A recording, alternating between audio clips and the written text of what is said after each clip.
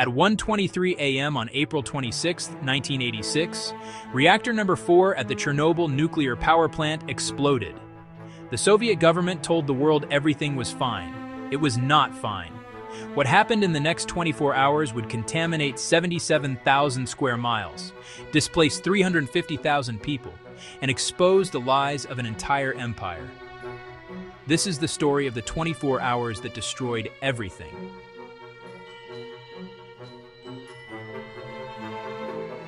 The night of April 25, 1986, was quiet in Pripyat. A long, low hum filled the air.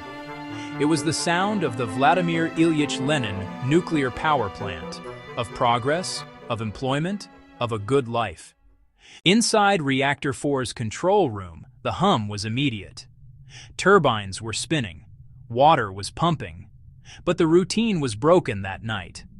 A safety test, delayed from the afternoon. The day shift had gone home. A tired, less experienced night crew remained.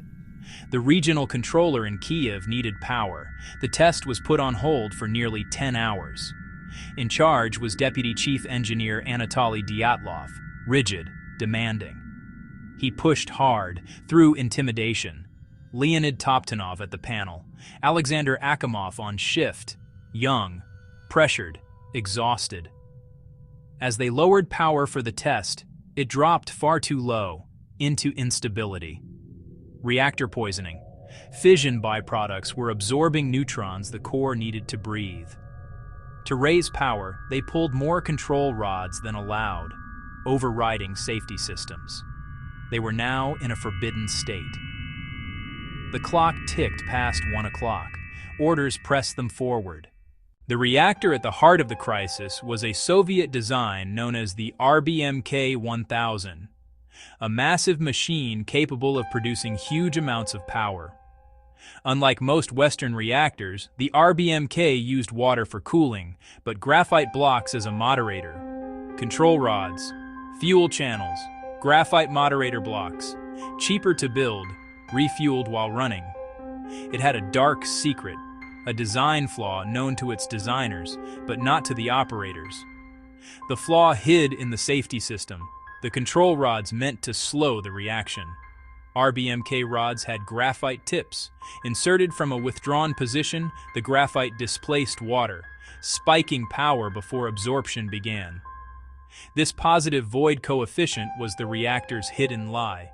Training gave no warning that, in rare conditions like this night, AZ-5 could do the opposite of safe. They believed AZ-5 was fail-safe. They trusted their final line of defense.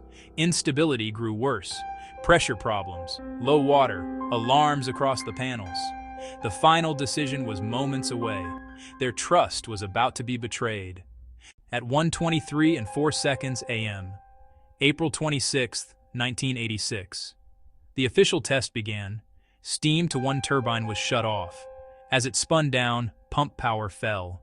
Cooling water slowed. Steam formed in the fuel channels. In an RBMK, more steam meant more reactivity, a terrifying feedback loop. The power level began to climb on its own. 40 seconds in, Alexander Akimov did what he was trained to do. He pressed AZ-5. But the graphite tips entered first, displacing the remaining water. The power did not fall. It surged. Fuel rods fractured. Cooling water flashed to steam. A colossal blast ripped through the vessel. The 2,000-ton lid, Elena, was thrown aside, the core laid open. A second, likely hydrogen explosion blew the building apart. A blue column lit the night. Then, darkness. Steam hissing, metal groaning. The reactor had lied, then died. The first call came at 1:28 in the morning, a roof fire. No one mentioned an explosion. No one mentioned radiation. Lieutenant Vladimir Pravik arrived first. They wore canvas and helmets, no radiation suits, no dosimeters. They stepped onto roofs strewn with glowing graphite from the reactor core. The air tasted like iron. Their throats burned, eyes watered. They unrolled hoses and fought the flames. Vasily Ignatenko, Viktor Kibanok, Nikolai Vashchuk, young, strong, determined. They stood in fields delivering fatal doses in minutes and did not know it. By dawn, the external fires were mostly out. A greater catastrophe was averted. Their victory had a price. Dozens were rushed to hospital with acute radiation syndrome. They were the first casualties, heroes who walked into an invisible war without warning. Their sacrifice was immense, duty fulfilled without being told the truth. While firefighters battled the inferno, Pripyat woke as usual. Children played, a wedding was planned, a metallic tang in the air. Dust settled. No warning came. Local officials, in contact with Moscow, chose silence to avoid panic. Director Viktor Bryukhanov reported damage, but claimed the reactor was intact.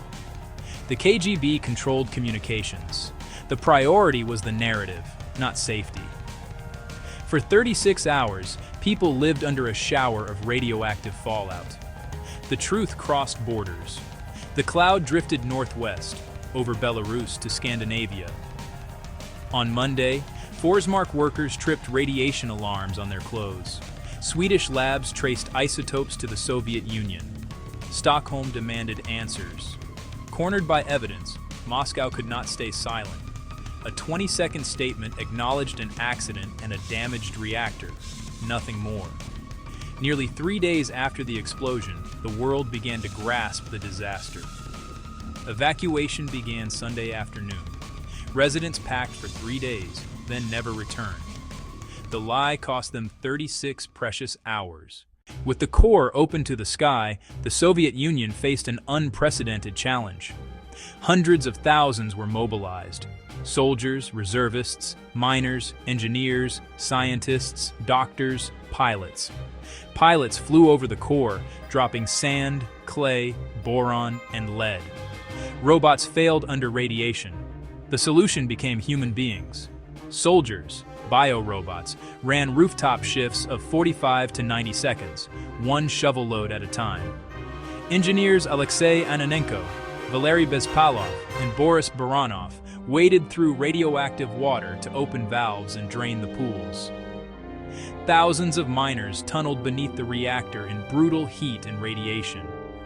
They washed buildings, cut forests, scraped topsoil across a vast territory. Between 600 and 800,000 served. Records were poor. Many illnesses were never officially linked. Many were forgotten. They were the human shield between an exploding reactor and the rest of the world. The aftermath was staggering, human and political. Pripyat became a ghost town, frozen in time. An exclusion zone displaced over 116,000 at first, then 220,000 more. Costs consumed national budgets, feeding the crisis that helped collapse the USSR. The cover-up shattered any image of competence and trust. The old sarcophagus crumbled. In 2016, the new safe confinement, largest land-based movable structure, slid into place. It will contain the remains for a century. Inside, fuel materials will stay dangerous for tens of thousands of years. In the absence of people, wildlife returned. Wolves, wild boar, elk, even Przewalski's horses. An eerie rebirth, yet the invisible legacy lingers in soil, plants, animals. Chernobyl is a wound that will take millennia to heal. The cost of that one night is still being paid by the land and by the people. Chernobyl was not just a technological failure. It was a system of flawed design, reckless procedure, and institutional secrecy. Men made mistakes under pressure, operating a machine with a hidden, fatal flaw the state chose to hide. The death toll remains contested, thousands by official counts. Other studies say far more. The uncertainty is part of its long shadow. The reactor lied, then the state lied. The land remembers. The people carry the scars, visible and invisible. Chernobyl wasn't just a nuclear disaster. It was what happens when a system values its own survival over human lives. The explosion took seconds. The cover-up took decades. Some files are still classified. If you think this was just a Soviet problem, stay tuned. Next, we go closer to home. Subscribe so you don't miss it.